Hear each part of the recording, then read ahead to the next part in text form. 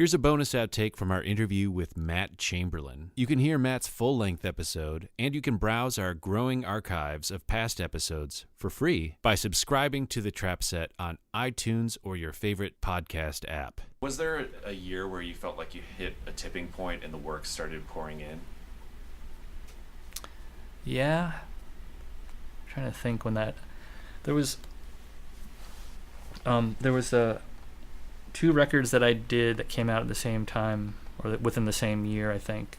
And it was that Wallflowers record and Fiona Apple's first record. Mm-hmm.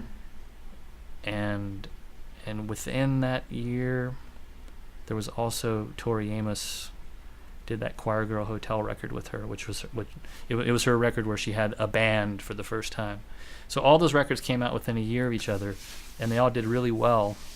And the drumming was all really great on them. They let me play. Thanks. They let me play. The other cool thing, I guess the interesting thing, actually, is that they were all so different. You couldn't really apply the same thing.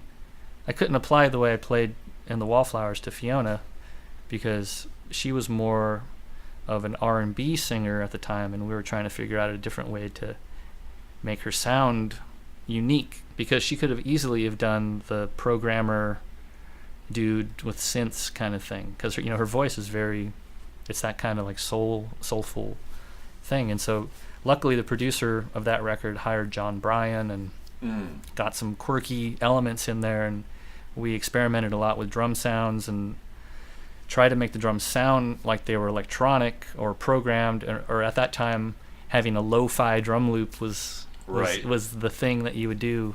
And so instead of making a drum loop, we just made the drums sound lo-fi, and I just played a performance, so they would just mic the drums with really crappy mics, but I couldn't use that kind of concept with the Wallflowers, and I also couldn't use it with Tori, because Tori at the time had a programmer guy he was part of Massive Attack, and so it was like that more like Euro electro acoustic drum hybrid shit that was going on at the time.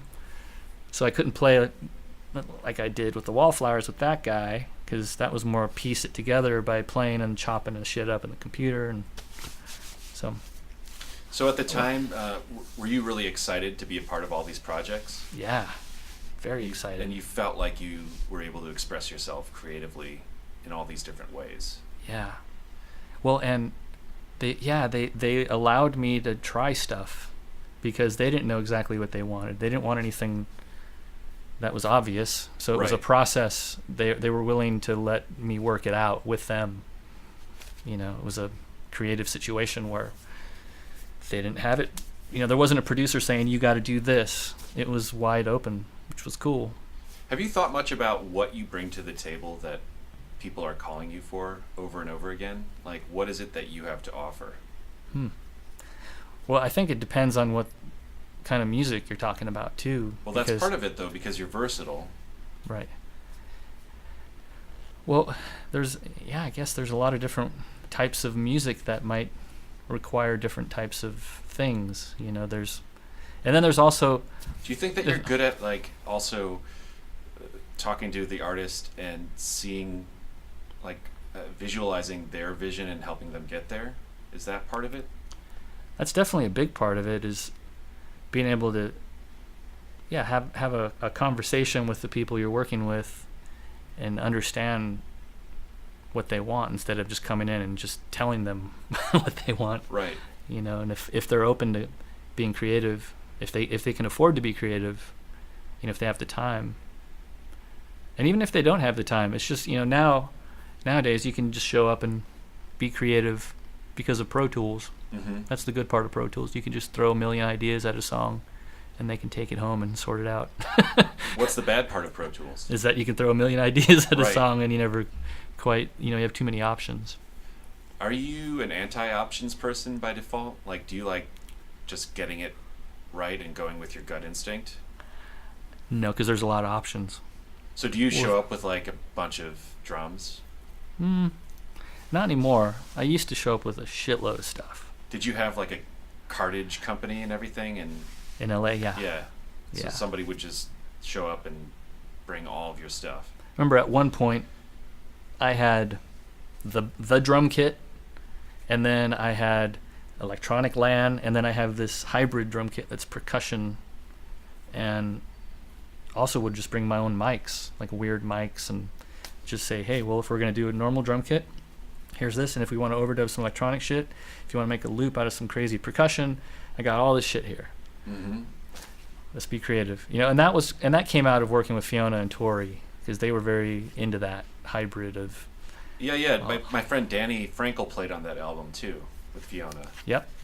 And he played on Shadow Boxer. Yeah, and I think this Slow Like Honey song too. Yeah. And those songs were more like traditional play drums. I mean, that first record was, I guess most of it was just play. It was the second record, the one with John Bryan, where we kind of went nuts with drums. We had, we had all the time in the world to record drums. We had 2 weeks to just do drums because she didn't want to be in the studio. She would just record her songs to a click track, and then John and I would just do drums. She didn't want to sit there while you were sorting out the minutia of it. Nope. She would show up at the end of the day. We'd call her and say, we're done with this song, and she'd come by and listen to it. And would she always be like, yeah, sounds good, or would she? Pretty much. So she wasn't like, this is wrong, you got to redo it? There was all of her suggestions were very surprising. Like there was one song where there was like a middle 8 section that was just kind of wide open, and she suggested that I do a drum solo, and we thought she was joking. She's like, no, I want you to do a drum solo. I don't want to put a guitar solo on this song. I was like, really? Okay. So John and I were like, well, what? Okay, if we did a drum solo, what kind of drum solo could we do? So we started listening to solos, and we kind of, we checked out Take 5. We're like, man, it's so beautiful, all the space, and right. So we kind of got inspired by that. And there's a song on that second Fiona record where there's multiple drum kits going on. There's like the main groove, and then there's like some percussion, and then there's a drum kit doing a solo over it. And so I kind of took the Take 5 idea of just having short little phrases that would just come in and out, because all the other shit was still grooving, so I didn't have to like do everything. It wasn't like I was playing a Steely Dan Asia drum solo or anything. It was a little bit more of a conceptual, like interjecting of phrases and tones. What did Jack Dejohnette teach you? He was more about concepts. Yes. And we would talk a lot. Yes, that's about what things. I would imagine. We would play a bit, and he would just give me ways of thinking about improvisation, where, instead of playing a groove, why don't you play around a groove? Or, like he would give me examples of, and he would give me solid exercises, like, swing patterns where I'd do the classic kind of syncopation between the left and right foot while the ride's going, and just independence exercises. He also turned me on to a lot of records, but a lot of it was concepts.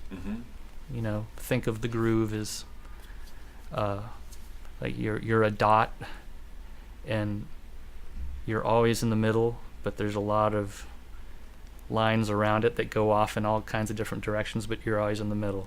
Man, I need to get Jack on this show. That was one of the.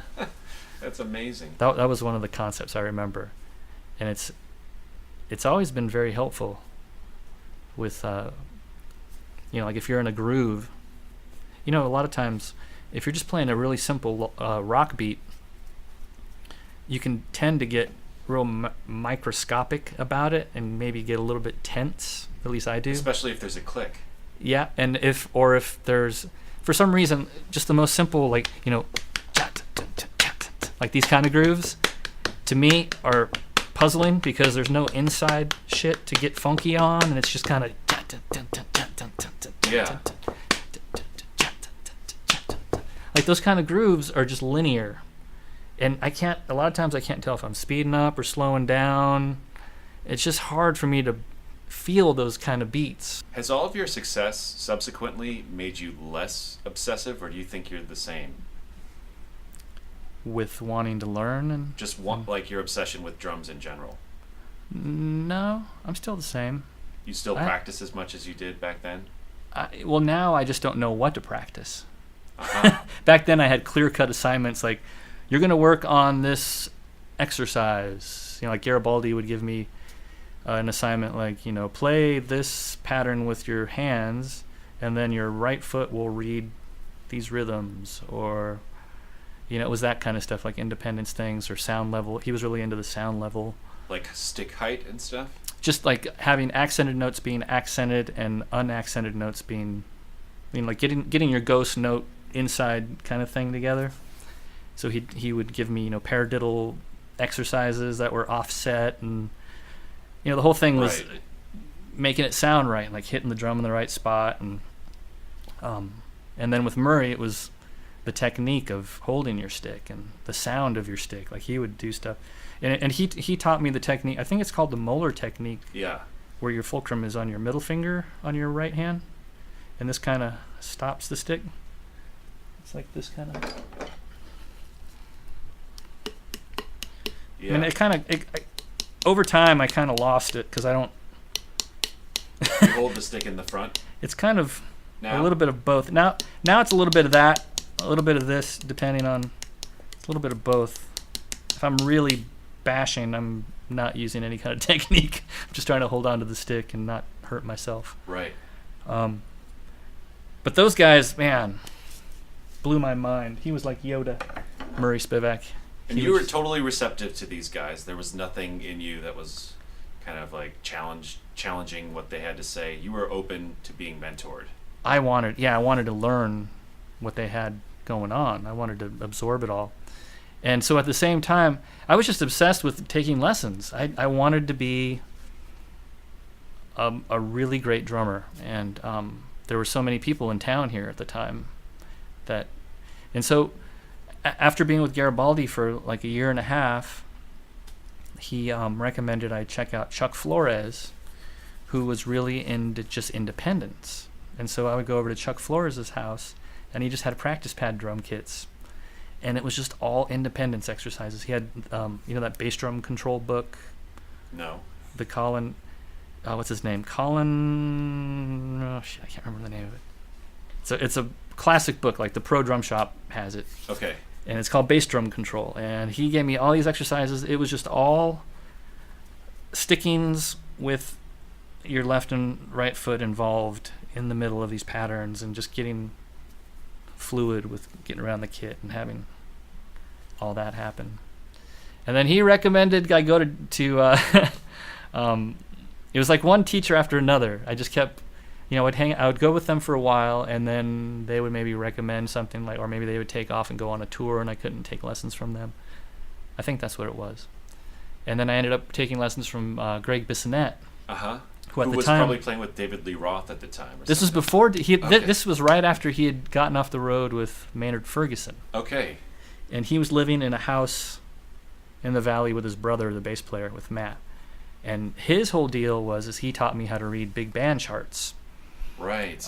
And also just turned me on to tons of cool records. He would give me like a list of records to check out.